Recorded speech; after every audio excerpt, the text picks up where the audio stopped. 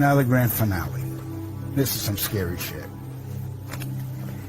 In March 1997, an event known as Phoenix Lights became the most infamous UFO sighting in history.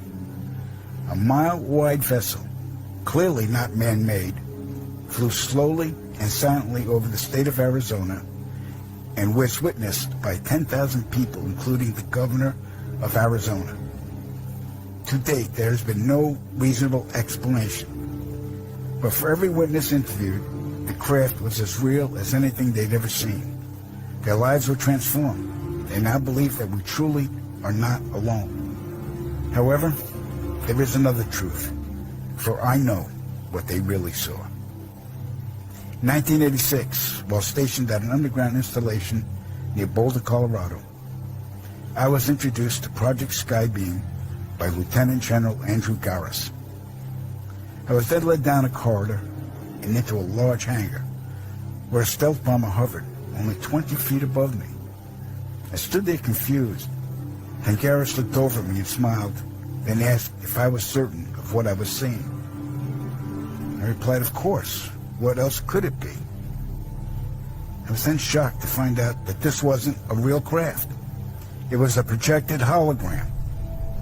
Since the early 1950s, scientists have been developing holographic technology, and over the years improved it to a state that we can only imagine.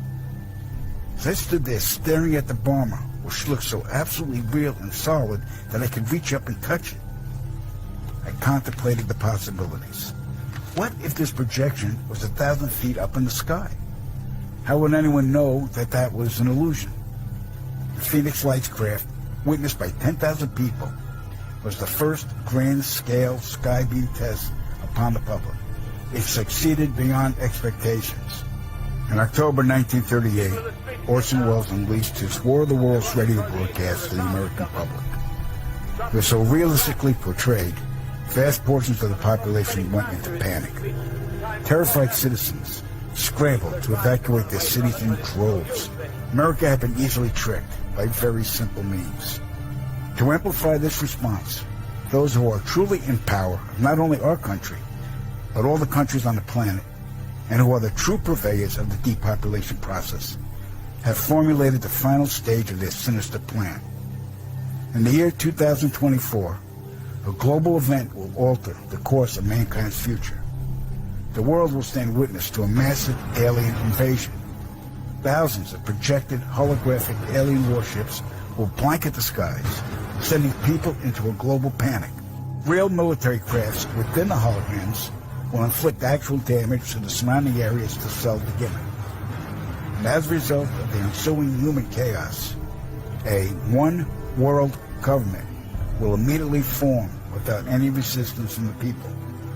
They will be the new world order. Once this happens, we as a people will be doomed to enslavement and accelerated depopulation. With that said, the only hope for human salvation is to acquire and spread the knowledge of these activities and agendas.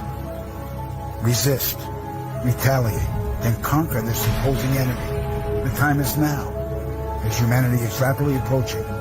We're speaking about what many people refer to as Operation Bluebeam. There's an operation called the Phoenix Light Project. Tens of thousands of people were witness to a craft about a mile long, a mile in the sky. People saw it. This is a hologram. You're looking at a hologram.